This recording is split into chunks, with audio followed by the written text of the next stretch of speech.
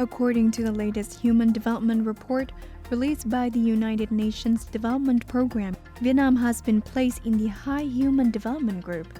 The country's Human Development Index stands at 0.766, placing it 93rd out of 193 countries and territories.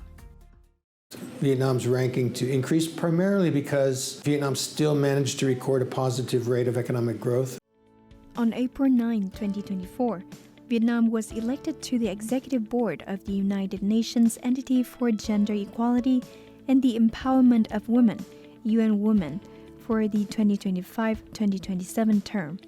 This appointment underscores the international community's recognition and high regard for Vietnam's achievements in promoting gender equality.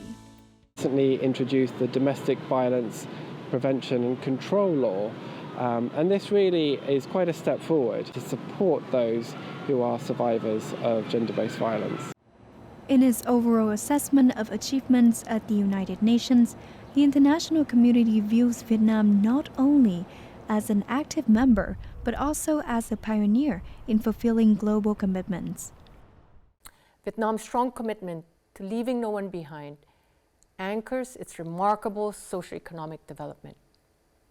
Together, we can fulfill the promise of the 2030 Agenda to ensure that all human beings can fulfill their potential in dignity and equality and in a healthy environment. This recognition from the international community is a clear testament to Vietnam's unwavering efforts to place people at the center of its development, aiming for a progressive, just, and sustainable society. And these achievements not only underscore Vietnam's growing stature on the international stage, but also lay the groundwork for greater ambitions. To gain a deeper insight into the milestone of Vietnam's 48-year journey with the United Nations, as well as vision and aspiration for this new era of development, our correspondent in New York spoke with Ambassador Đỗ Hùng Việt, permanent representative of Vietnam to the United Nations. It is an honor to have you here in our interview.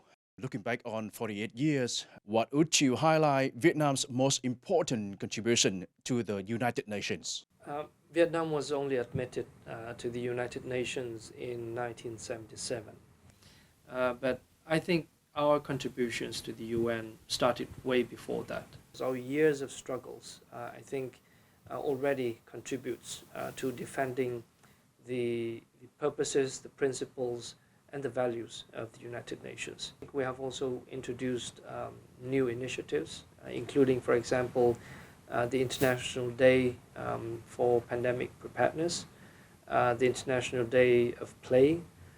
We have also worked in the Security Council, for example, to adopt a series of resolutions that have since become very important, like Resolution 1889 on Women, Peace and Security, or Resolution 2573 on protection of civilian infrastructure, for example, in armed conflicts. So these, I think, have created good frameworks for the international community to work together to try and find solutions to the challenges that we all face. Now we're looking forward to the new era. What are our expectations for Vietnam multilateral diplomacy and the future for our contributions to the UN? We are, in fact, entering a new era. I think my expectation is not that important. What is important to me is the expectation of the people of Vietnam and the leaders of the party, the government of Vietnam. We will work harder in order to contribute more here at the United Nations so as to create and maintain a peaceful environment and tap into new important resources for the development of the country, and also in order to tell the world what we have gone through and what we can do and how committed we are to the international community and to the United Nations. Thank you very much for your time with Vietnam Television. It is an honor to have you here in our interview, Ambassador.